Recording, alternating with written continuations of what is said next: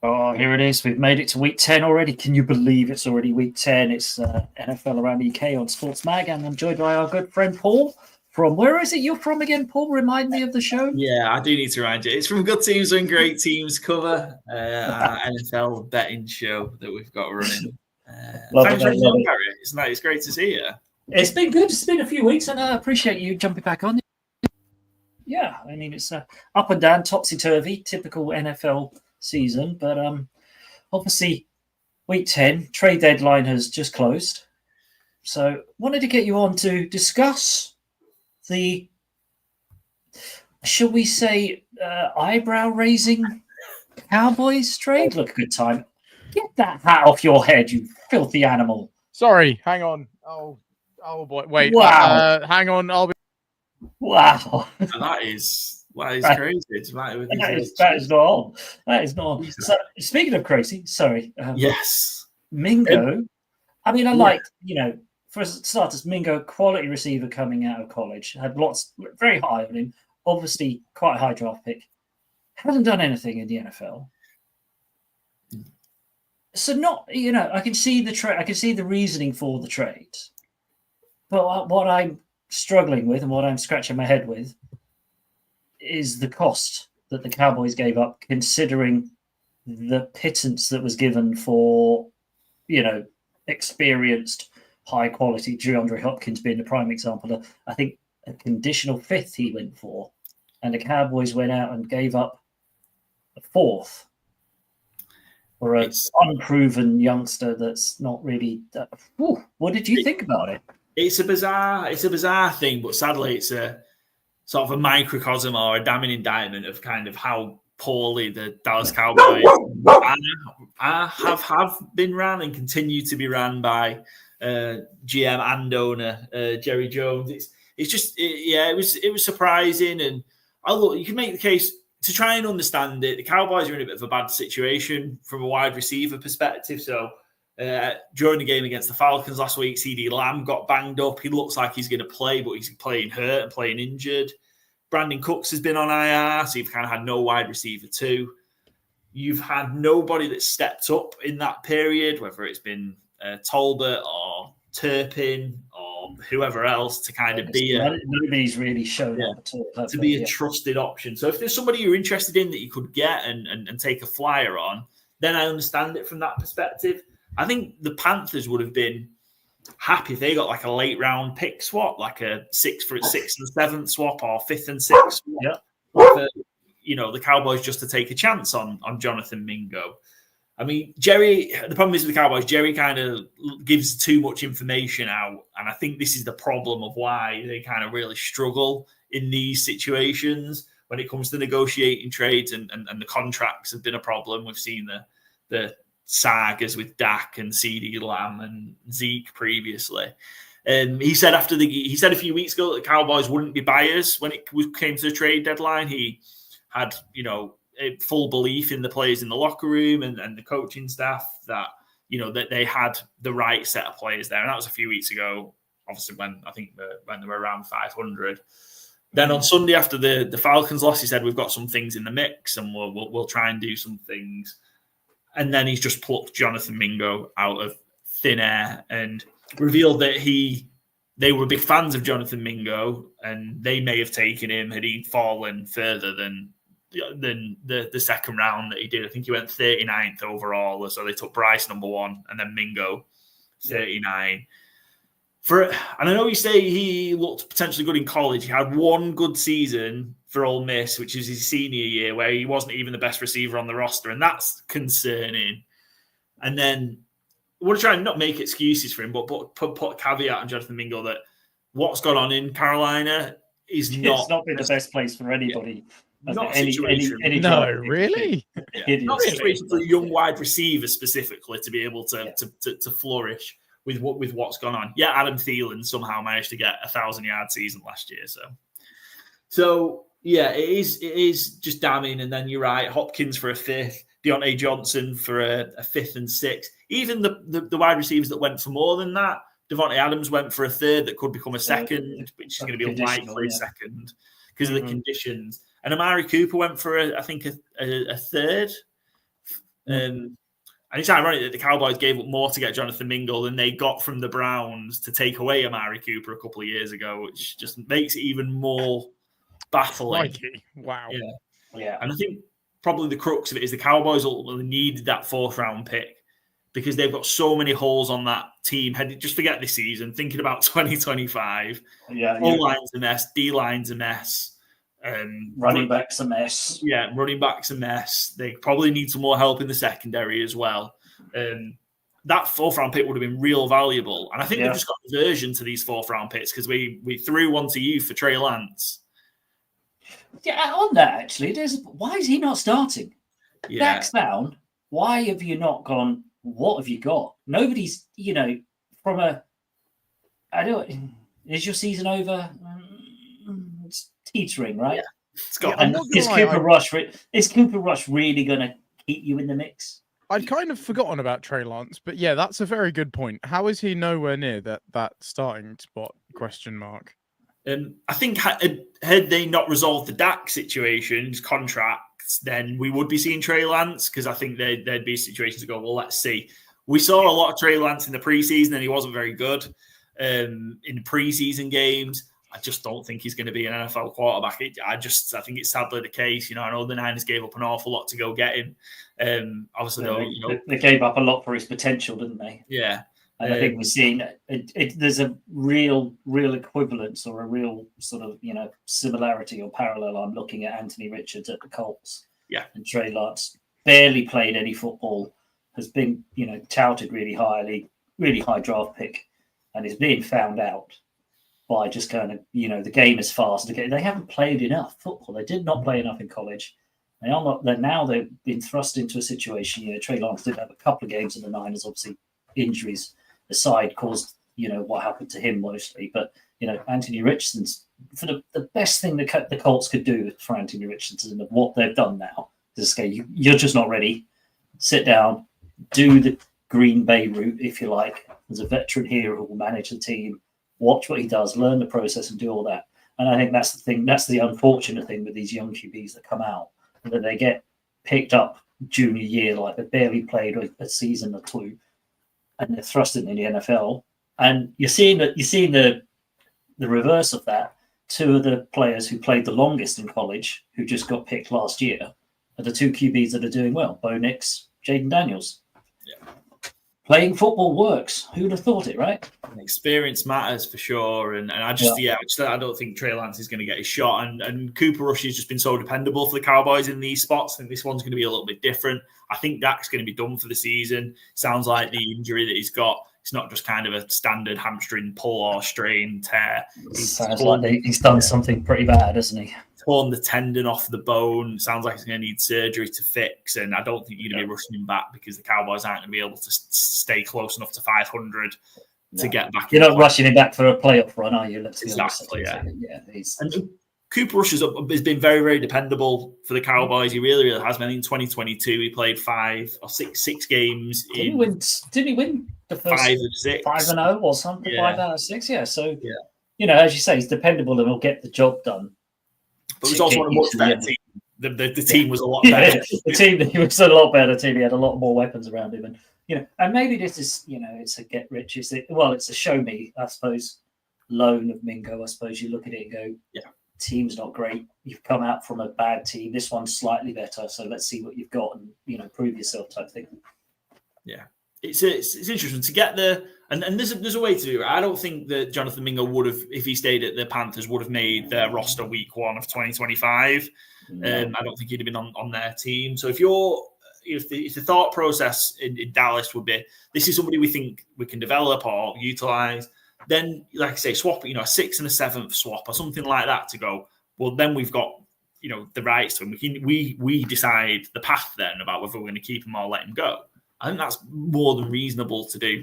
Do that. And as you say, I think the Panthers would have probably been like, yeah, fine, whatever, because they're just taking draft capital now because that's, they're stocking up. So, I mean, they must have been rubbing their hands when Jerry came and went, we'll give you a 4th. I'd be like, give you a 5. Yeah, take it. We'll take it. Even as long as it started with an F, they were taking that one, right? Yeah, the Cowboys should have had the leverage in that situation. The Panthers are still trying to, let's say, stock up. because of what they gave up to go and take Bryce at one, what they lost in that Chicago trade. So they're desperately trying to get resources to go again and rebuild, because I think that's what they're going to need to do, is start again.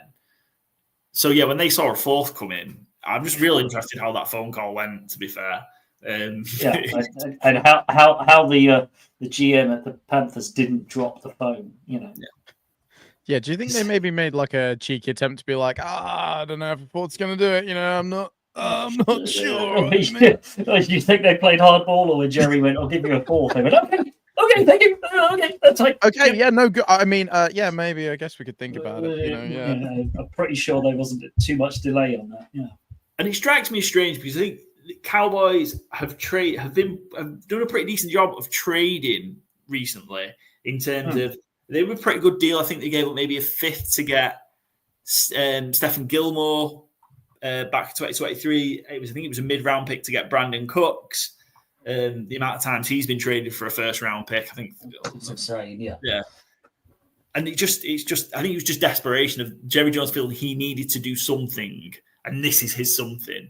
I think he's hoping it's going to have the same effect that the Cowboys traded for Amari Cooper partway through the 2018 season, and it propelled them to a division win when they were kind of struggling around 500, a division win and a playoff win. But that certainly isn't going to be the case this year. I mean, that is expecting a big bump from one unproven player. You never know. I mean, he might find a home. He might start to flourish and show some of the bits that he did see in college. But as you say, it was one season. He wasn't the best on his team, and subsequently, he's been in an area and a situation which is, for any young player would have absolutely destroyed their confidence. Winners and losers of the trade, other than the Kansas City damn Chiefs, who just got richer, got better, as we've just mentioned, D-Hop for a conditional fifth, or peanuts and Andy Reid's popcorn, basically. I think I saw somebody read it. He's turned up already. He's got 2 touchdowns on Monday night. He barely knows the system. He's already making an impact. And didn't they also pick up a linebacker? I think they picked up a pass rusher as well for, again, not an awful lot. Yeah, it was one of the Patriots, wasn't it? Yeah. They just keep getting better and better over there, don't they? Look, that's the way, these top teams. It's one of the reasons why the Chiefs stay at the top. The point of this, I suppose, the point of the way the sport is set up is that you're supposed to see it be cyclical, and yet we've got these teams now that are just finding the way to stay at the top. Sorry, with the Patriots, such a long period of time, they would make similar moves of go finding value. Very Patriot-like moves, these ones for Hopkins and for Uche. Definitely the kind of stuff you would have seen Belichick and the Patriots do at the height of their sort of, prowess. Low risk, high reward, half a season loaner for, veteran guys who can come in and make a difference. It's how are other teams not doing it? It's kind of one of those, right? You sit there and go, surely everyone else has the same thought process. Go out and get those guys. Why did the Steelers let Hopkins go and only end up getting Michael Wilson? That's strange. I mean, it's a good move hopefully for both of them. Steelers needed a big-bodied receiver. Michael Wilson is a big-bodied receiver. He was obviously out of favor in New York. Maybe it'll work for them, but why didn't they get D-Hop? We all know that the Steelers have been desperate for a wide receiver since the start of the season. Why are they the fourth team off the rank to get a receiver? It's an odd one as well. Well, it was a position. It tends to be now, doesn't it? These trade, when we get to these periods and trade deadlines, that wide receiver seems to be the position that goes more, and we see pass rushes as well. But wide receiver has been in recent years. But I think there was enough there, weren't there? We saw mentioned D-Hop, Deontay Johnson, Amari Cooper also go. So there's in the mix, and I guess it was just trying to find, what they were willing to pay and what I suppose, the balance and what they need, skill set they need for the offense. But I think in terms of winners and losers, I think the Steelers are big winners of the trade deadline. They've unlocked this offense now with Russell Wilson. They've got him another guy who can go up and high point the ball and catch the ball at the highest point in Mike Williams. And they've also loaded up on that D-line and got more depth. Your D-line that's already dominant. They went and got Preston Smith from the Packers as well, which I think was great. I think it was a 7th round pick. I know Preston Smith's best years are behind him, but as a role player on that defensive line, but somebody, the guy you can throw in to say, TJ, come and sit out for a couple of, because he never takes a break. So you often see him at the end of the game just absolutely gasping for air and everything. Now they've got a capability of rolling him off, spelling him for a bit, and then coming back on again. So it's a great move for the Steelers, who, similar to what Matty, with the conversation we had, the Bills made that move for Amari Cooper because they kind of went, we're in a better situation than we expected. Let's go and make a move to kind of strengthen. And that's, I think, what the Steelers have done here as well. They've kind of gone, actually, guys, we're not just doing the Mike Tomlin just over 500 at the moment. We're actually pushing ahead a little bit. Let's make some moves. We've got some we got some cap floating around. These guys are out there. They'll improve us. Why would we not make that sort of move? Yeah, I feel like credit where credit's due to the Steelers, right? Like I feel like I massively beefed with this organization before this season kicked off, and I think a lot of people did, right? Like everything about the Steelers seemed like it was just not going to be a good season, including preseason, which I know you can never read too much into, but they looked pretty bad during preseason. And for them to come out and not only be like, okay, we're going to deliver Mike Tomlin another 500 or better season, but we're actually going to nail this. I mean, it looks like the division at the moment, which is kind of crazy. Like, just, credit where credit's due. Like you said, they're continuing to build the team. They're adding pieces. They're not just sitting still and like being happy with where they are.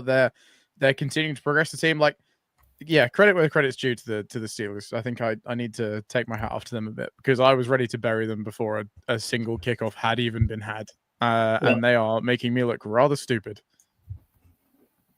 You're not that any teams that you've backed before have done that. Don't do this to me, Gary. Don't do that. Don't do that. I suppose. How many different teams merchandise are you going to wear during this episode? That's a good question, actually. Is it time for another challenge? Okay, hang on, back in a second. Is he coming back in a second? What's that? 3? It's got this will be 3. If they're all AFC teams as well, that would be impressive, right? Because he started with the Chiefs, he's gone to the Bills. He comes up with he has, hasn't he? I think he has. Hold the phone. Hang on, that's not on properly. But there we go. Okay. Look at that. He's come up with another AFC contender. And perfect, the purple rising. I don't know if you've seen the uniform that the Ravens are wearing today. My God, that looks nice. Oh, that's not a bad uniform. That's not a bad looking uniform. Purple and gold, alternative sort of black Raven with gimlet eyes. I mean, it looks good. And they weren't quiet in the trade deadline. And they picked up a cornerback, didn't they? Not the biggest moves, but I would have thought they'd have tried to do something to kickstart the defense, because you look at the offense and the offense is just purring. Lamar, Derrick Henry, the receivers are starting to show up, say Flowers, etc., etc. Mark Andrews is now back. The defense just hasn't been Ravens-like yet. So I thought if they were going to get anyone and go and do something, it would have had to been on the defensive side. But I think they went out and didn't they pick up? Oh, it's going to bug me. Didn't they get the Rams? Didn't they get trade for the Rams? Yeah, Tre'Davious White was who they took. It was one of the last moves, I think. Yeah, it was quite late on, wasn't it? Yeah. So. And that's one that's very interesting because White had been, probably one in that top tier of cornerbacks in the NFL, but he's had such bad injuries over the last couple of years. I think he blew out a knee and he had a torn Achilles as well. Such difficult injuries to come back from on their especially own. In that position. Yeah, and never mind going back to back with them, the injuries. So be interesting to see what they do, and I think if the Ravens can get kind of him in a position where he's fit enough to play, last few games of the regular season into the playoffs, because previously where he's been in Buffalo and he's been fantastic. So it could be one of those moves that pays dividends, as you say, late November, late December. He suddenly starts to get fit, gets into the zone and the schedule and everything they got there, and he could really elevate what's been a the fact that they're still in the mix and they're still favoured for playoffs and still in there, considering that they haven't been playing Ravens type football and their defense hasn't been showing up like you would expect. Yeah, possibly a scary proposition for the rest rather than.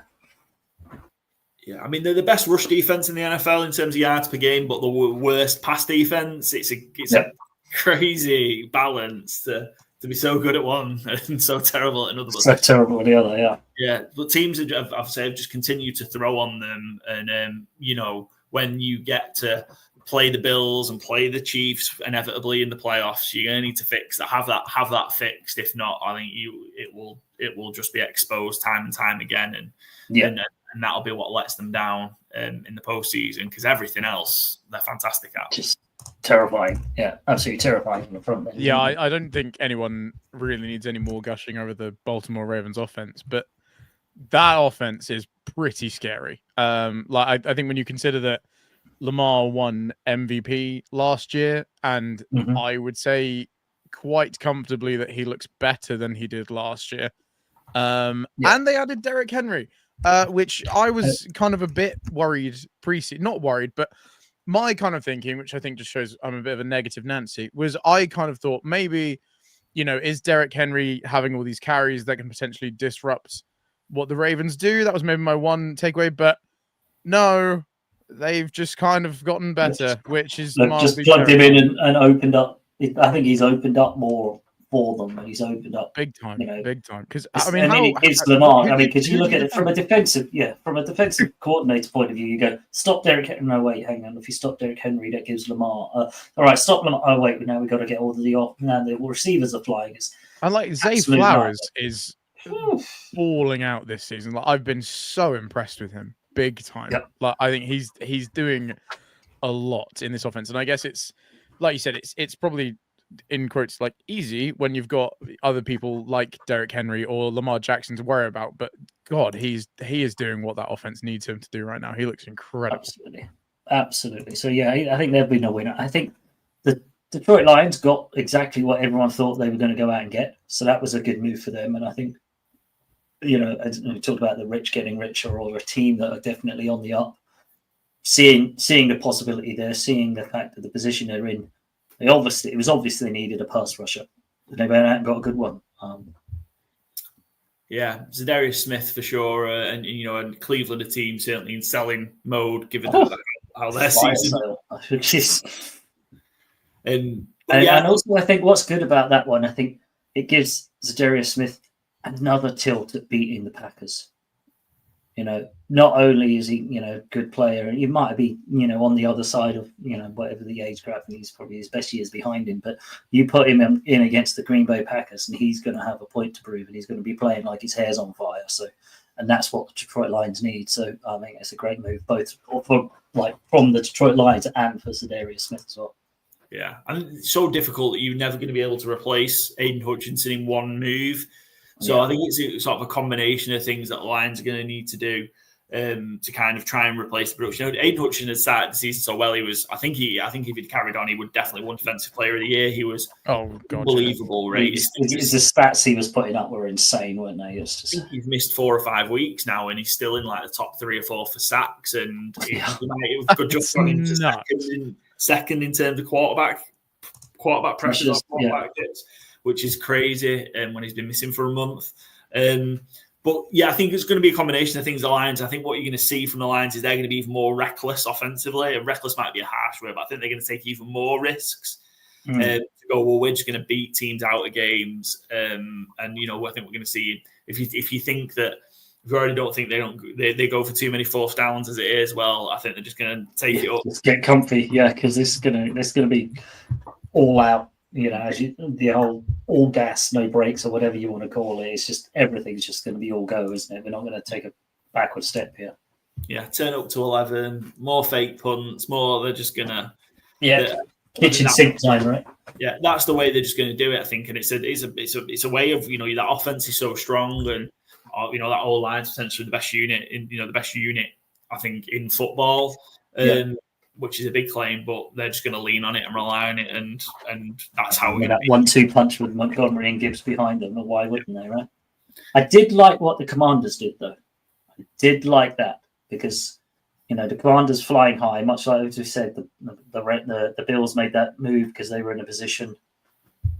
The Commanders suddenly seeing where they are, seeing the main weakness in that Commanders defense is the secondary. So to go out and get an all-pro, say, Marshall Latimer from the Saints. The Saints are obviously in, I don't want to say free fall, disarray, whatever's happening with the Saints. Yeah, it's not looking good in Saints land. It's Saints land. They've got no coach, team in selling mode. Whatever's happened, they've fallen off the cliff after week 2. Who knows where they're going to end up? But Lattimore, I don't want to say jumping ship, but moving to an organization that's definitely on the up, on a different trajectory completely. What the front office are doing there, Adam Peters has moved over from San Fran and has taken that winning mentality over to Washington. They're massively ahead of the curve, obviously, with Jaden Daniels coming in and balling out. So they've gone, hey, we've got a massive weakness here. It's actually a trade. If you look at it, what they've given up, it's kind of actually not one of those late round half a swap, pointless deals. It's actually a proper trade, and it looks weirdly. It's one of those ones that you look at and you go, yeah, that's fair for all the Commanders, and it's also fair on the Saints. It's one of those, nobody's got fleeced out of that trade, but it's a really good move for the Commanders to strengthen their weakest point whilst they're on a flying high. Yeah. Saints, I think it's a move that made sense for the Saints on sort of the basis of he's probably the most of the realistic players they could trade. He's the most valuable of them. Because I think it was likely, you could say, well, Kamara, but Kamara just signed a new contract. Olave's not going to be sold, right? Yeah, Olave you keep, maybe Tyrann Mathieu could have gone, but I think Demario Davis and Cam Jordan might be a bit too late for them to move. But yeah, it seems to be he would be the one, and they're in a mess again. I think they're right now, and I don't know if that's still with Lattimore's contract on there. They're heading into the season $62 million over the cap for the Saints at this point, so I think that must have included Lattimore's contract coming off. It's got to include some dead cap on that. I think he's going to be he was on a fairly decent salary, so it helps them clear a bit of that. Yeah. So a new coach coming into that, starting in that position, the draft picks getting a third. I think it's a third, a fourth, and a sixth. And they gave up a 7th, didn't they, or something? Yeah. So it's a late round swap, and so it's a good haul for the Saints. And as I say, it's a good move for the Commanders to get that experienced leadership in that secondary. I don't think he's going to plug in. I think he's carrying some niggles and whatever else, but maybe it's one of those miraculous. He's gone to a new location, he's gone to a new team, and suddenly that hamstring and those sort of tight legs and whatever else clear up. A la Devontae Adams in New York, right? Could be he's a bit more willing to play in Washington than he was in New Orleans for some reason. Who knows? I mean, it must be a great feeling now. Went to bed the day before 2-7 and woke up 7-2. So it's not bad, right? Not bad. A great feeling. Pinching himself. Am I dreaming here? Still, yeah. And I think maybe, and I've said this on our show a few times. I think early season, I think we got a bit carried away with slamming this Commanders defense and how bad it was. And I didn't. There's a couple of the first game I think was difficult for them, but then I think after that they've been more middle of the road than they have bottom. The bottom portion of the league, and I think we might just see things tighten up now for the Commanders. I think ultimately the key battles for the Commanders is they've got some very, very winnable games. Yeah. You expect a 7-2 team win, and then they've got to take on the Eagles, and those two games are going to decide who wins the NFC East. And Marshawn Lattimore, I think, will help with that massively when you've got AJ Brown and Devonta Smith and Jalen Hurts playing. Arguably, this last 4 or 5 weeks is the best stretch of his career throwing the ball. So, the Eagles are primed, even though they're. And I think it's also important on that front that Lattimore's a bigger body than anybody they've got in the secondary. So he can put the tackle in, whereas I think what they've been suffering in there, they're very slight in there, so they haven't got the bulk. Against the Eagles, they're going to need some of those big bodies to put a shoulder in there occasionally. Yeah, we've seen. I did like Herbert going to the Bengals as well. I thought that was one of those ones. It's a very low. Nobody really shouted about it. It was like a 7th round pick or something like really, pittance loan. But they needed it because Moss has gone again, hasn't he? So he's going to need. You can't put everything on Chase Brown. So Khalil Herbert going over to the Bengals will be an interesting one because he'll obviously be there. He knows what he's going there for. He's definitely going to be backup, but it's a healthy backup and a useful backup. Yeah, and Moss looks like I think he's done for the whole year. I think it's a neck injury that sounds quite brutal, and I think they've been working quite well, Moss and Chase Brown as a bit of a 1-2 punch. So it'd be interesting to see Herbert, who probably I was surprised didn't get utilised more at the Bears. He's definitely a P-Ryan sort of player that Bengals used to, very much like that in that sort of mold. And the Bears just weren't using him. So, it's a good move all round, I think, for the player, for the organization he's gone to. And it gets, another one off the books for Chicago, who are probably just carrying him for no reason. I like the fact that the Bengals are still making a move at this point in the season, right? So I guess the Bengals were getting to like a very interesting point in that obviously the record, I say is not great. I'm going to say only 4-5. That's still not ideal, especially when they're in as hard of a division as they are in. I suppose the one benefit they've got is it does feel like a lot of the AFC is just kind of tripping over themselves this year. So of all the years for them to have had such a honking start to the season, it feels like this might be the kind of year where you get away with it. And I suppose the Bengals were getting to that rather interesting point of they maybe either need to start moving people on because they've obviously got some very big deals to worry about and factor in. So I kind of like the fact that even at 4-5, they've got that factor of feeling like they kind of back themselves to still get something done. So they've still made a move here.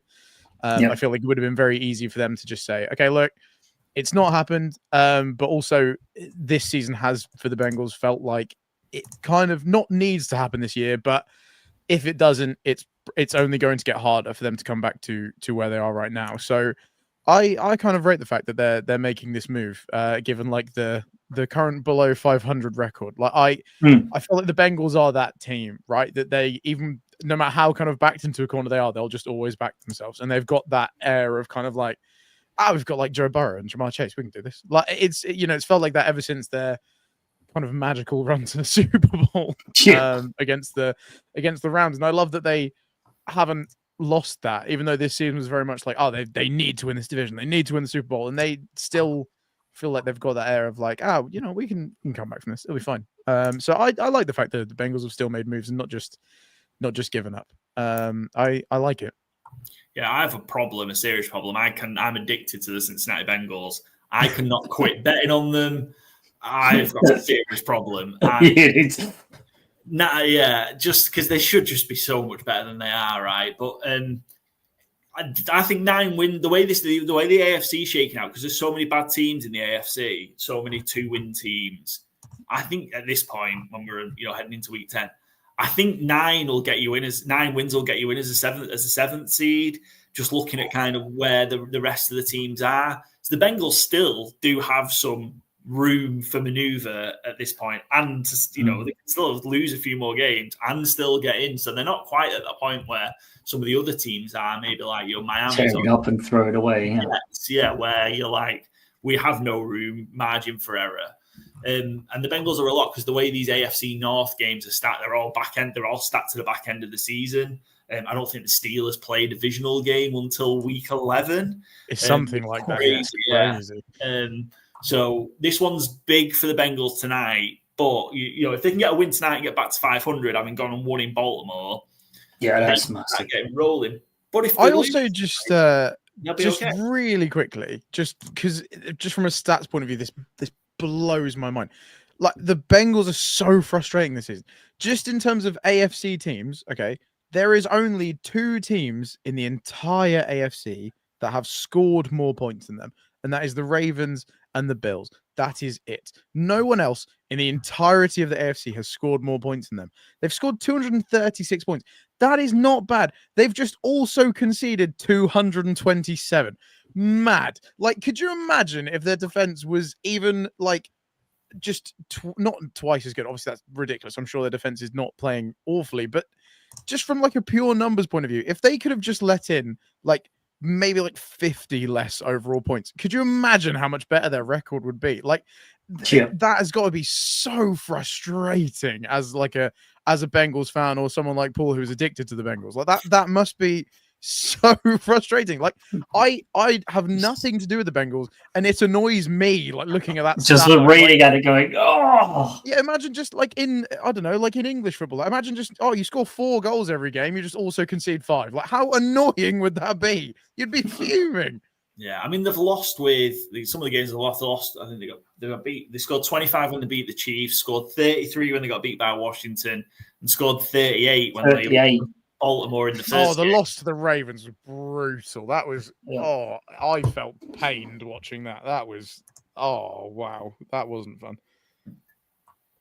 Yeah, that must just be beyond frustrating. Like I said, I have no dog in this fight, and it annoys me like how this just keeps happening. Like I can't imagine what following this team must be like right now.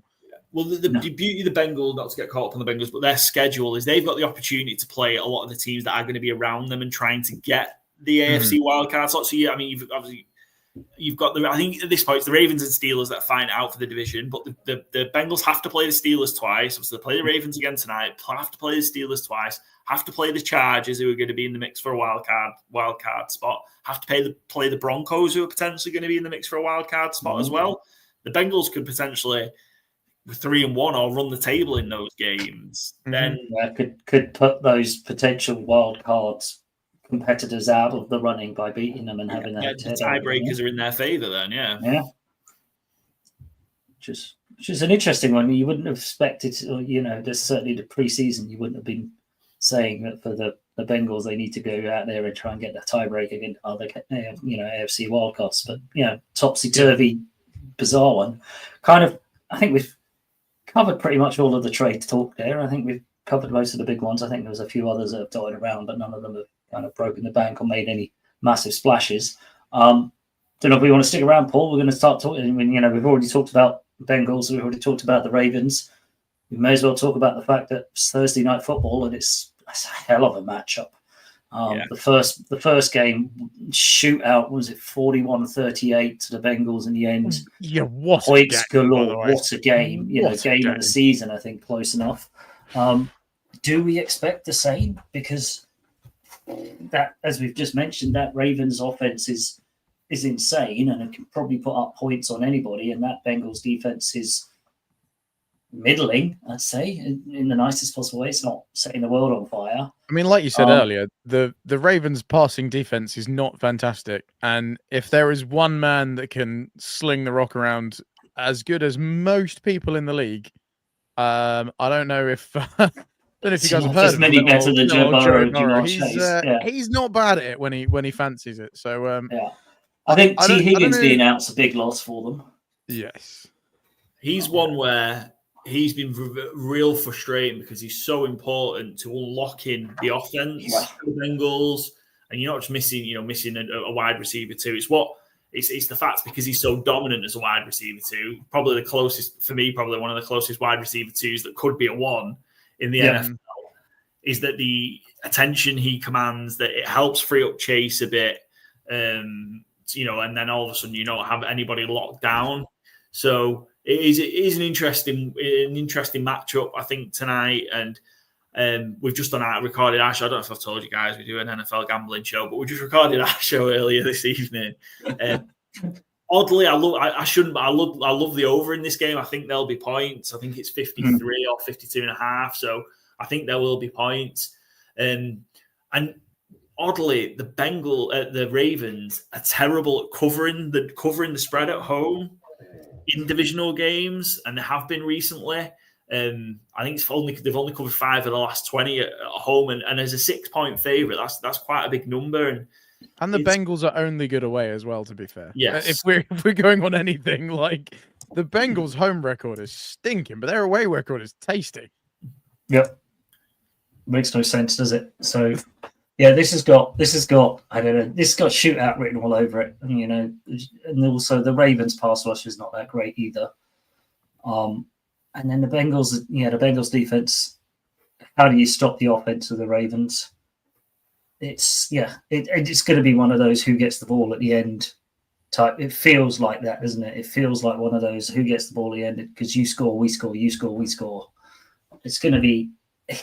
I hate that it's Thursday night football because it's Friday morning football. It's one of those games you look at as a neutral. I know Matty wearing your Baltimore hat. Oh wait, hang on. Yeah, we can resume business as normal now. Good, excellent. It's about time.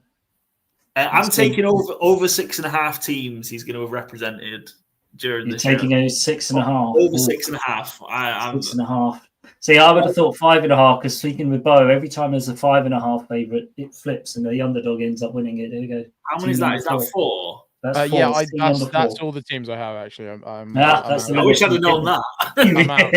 Information I was aware of before you started talking about. Wait, is this the other bet that Paul's taken? Is he going on the over? Paul was taking 6.5 over. Yeah. He's taking a 6.5. But yeah, I'm not to avoid bet. I'll just take my money back. So. Definitely, yeah.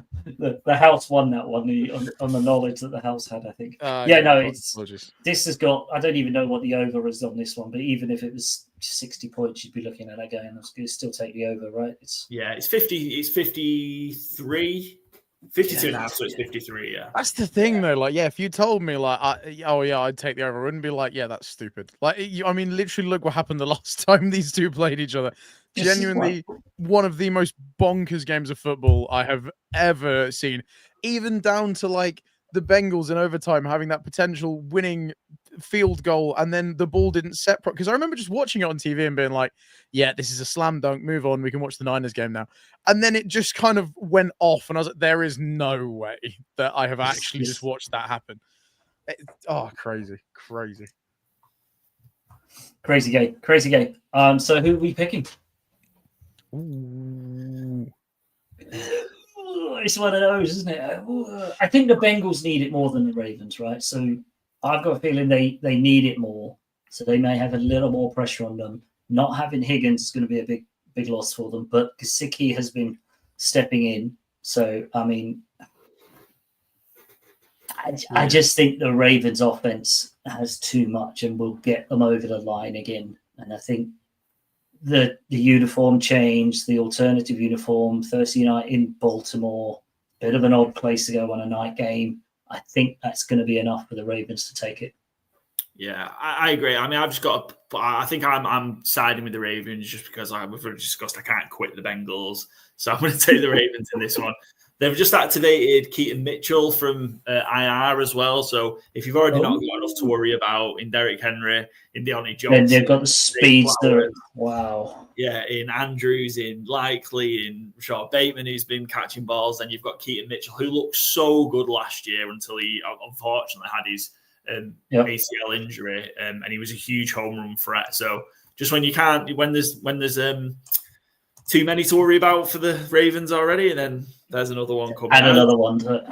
I suspect he won't play too much today, just because he's come off such a huge injury layoff. I think it was, I can't remember when it was. It was maybe week 12 or week 12, 13. It was 15. There you go. He got injured. No, that's slightly later than I thought it was as well. But yeah, that's been a long time off. So yeah, he'd definitely be on a snap count. But even that, as you say, even him on there, it spells Derrick Henry for a bit, so that's great. So Derrick Henry's fitter towards the end of the game. That's got to be wonderful for any defense to think about. And also Keaton Mitchell coming out of the backfield is a threat in and of itself. So yeah, good luck, Bengals. Jeez. Yeah, that's tough. I mean, I've already mentioned how their defense has been a touch frustrating. I don't necessarily see that improving. This offense is terrifying. Again, as I've already said, the Bengals know this firsthand. They have already had to deal with this and didn't go overly well. Part of me really wants to take the Bengals because I kind of just love the absolute chaos that they're providing this season. Like I love it. I just feel like there's so many games that they go into and I'm like, of course they're going to win this. And you're like, oh, the Bengals have lost. And then they'll pull out a blind and then you're like, okay, they'll definitely win this one. Bengals have lost. Here we go. I'll give it to the Ravens, but I would love nothing more than just wake up tomorrow and the Bengals have just like blown out the Ravens and thrown the whole season wide open. Like everything you knew about the NFL, get out the window. Like it's gone, finished. Thrown the NFL does have a habit of doing that. I feel like you think, yeah, I know this. I this is for certain, and then you wake up and you look like a dingo. I mean, I do that a lot because I say stupid stuff. Chargers 2K23 forever. But I'm going to give it to the Ravens, but I just feel like I'm just the biggest reverse jinx. I feel like now I've said that the Bengals are obviously going to slap like a 50 burger on them, and Derrick Henry. The thing is, the Bengals could, even though the problem with that is they could score 50. Yeah, but they could also let the Ravens score 54. Yeah, they could also let in 50 and just not score like a single touchdown and just be held to like 3 field goals and be like, that's the Bengals also, this season. I don't know. The Bengals are certainly capable of keeping up with the Ravens in a shootout. The issue is you need that defense at some point to make some plays, and I'd be more confident that the Ravens defense could do that in a shootout than the Bengals could. Yeah. Ultimately, the Bengals just can't stop the run. I think they've ended up in the middle of the road because they've played some poor teams where they played the Browns, the Giants, and the Raiders recently. That's helped balance that out a little bit. But against anybody that's remotely competent, they can't stop the run. And that's a problem when you've got Derrick Henry barreling. Yeah, Derrick Henry's scoring insane. I think he's getting like 6 yards a carry when they're putting 7 men in the box. Yeah, that's insane. It's like you guys are stuck in the box. You know it's going to be a run, and yet we're still getting 6 yards a carry. But like, at least it's just the running back, right? Like, at least they've not got a mobile quarter. Crap! That's it's that sort of thing, isn't it? It's not ideal, is it? It's all right, everybody on Derek. Oh wait, we forgot about the other guy. Yeah. Oh dear. Oh boy. Okay. It's fine. Don't worry. Stop the run. Oh, Zay Flowers. Yeah. We thought we had this. We don't have this. Don't worry. We covered the receivers. We stopped the run. Well, you've got the tight end, didn't you? Oh, for God's sake. Yeah. Where do you go with my God. Yeah. Mark Andrews. Oh my God. Oh my God. Oh my God. Exactly. Welcome to the life of a defensive coordinator facing up against the Baltimore Ravens. Oh my God. So yeah, a great game in store for Friday morning football in the UK. Thursday night football for anyone else who's lucky enough to watch it at a sensible time. It seems like we're all favouring the purple uniforms and we're all heading on that Ravens side, but a hell of a game in store for everybody. So enjoy it if you do stay up. Keep the coffee flowing if you are going to watch it from the UK side of things. I'm sure the Ravens flock and Houday UK fans will definitely all be up for it, because I know a lot of the Bengals fans were just out there in Cincinnati from that group. So they had a whale of a time looking at some of their pictures. So they'll definitely be up and watching it. So I hope they enjoy, and I hope they are enjoying themselves all the way through until Friday morning. But one team, unfortunately, is going to be feeling better than the other. We all think it's going to be the Bengals who are going to be less happy, but who knows with the NFL this year, right? Yeah, it does have a way, and these bigger favourites as well. I've had a bit of a habit. It was much earlier in the season, and it seems to have levelled off now of just not even winning the game. Never mind covering the game, just not winning the game. So, yeah, I mean, it could be that classic hungry dog runs faster situation. The Bengals need it more. So, yeah, that's the only thing I can think that the Bengals maybe just fight a little harder for it, because they feel like they need it a bit more. But yeah, it's tempting now. I'm almost thinking power nap and get up and watch it, because it's the only way you'll do it, right? It's the only way as a UK fan you get onto these Thursday night games. It's like power nap, get back up, watch it through one half closed eye, and I'm just like, I'm watching it. I am, promise. Yeah, honest. What I've managed to do, I've been real disciplined this season and been able to successfully do pretty much every Thursday night game at least, is get up a little bit earlier before work and watch the 40-minute version of the game on DAZN and avoid the score, and then watch it through that. So get up a little bit early to work on a Friday and do that. So I've been pretty successful so far, which has been good. So if we can have a classic Thursday night football game that I can watch in the morning, that would be ace. That'd be nice. Thanks very much. Thanks very much, NFL. Please. That might that probably sets you up quite nicely for your Friday at work as well, doesn't it? If you've had you've had like your morning fix of a hopefully good Thursday night football game. Yeah, I like it. I like it, Paul. That's Like I the probably idea. won't do it. I'm not very good at getting up at the best of times, but I like it. I like the thought process. Yeah, it'll be a good one.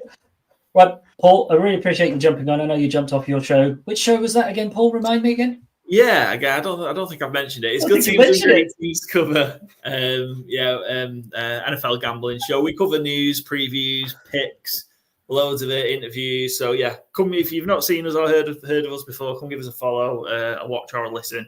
Spotify, you can find us on YouTube at GTW_GTC. And big fan of the Fantasy Game Day, right, Paul? Yes, big fan of the Fantasy Game Day. Although we've been rubbish in it recently. Oh, absolutely shocking in it ourselves, but big fan. Big fan of Fantasy Game Day. Paul loves it. Yeah, go check out Paul's show if you want tips and tricks on that, on how to win on Fantasy Game Day or how not to win. Go check that one out, and then do the opposite to what most guys are doing. Is the way that it's going to work. From us, this has been Sportsback UK. Please do go downstairs and hit like, subscribe, do all the ring the bells and all the stuff you do on YouTube to follow us. We are Sportsback UK. This has been NFL Around the UK. This is Thursday Night Football Week 10. Thanks for watching. Until next time. See you later.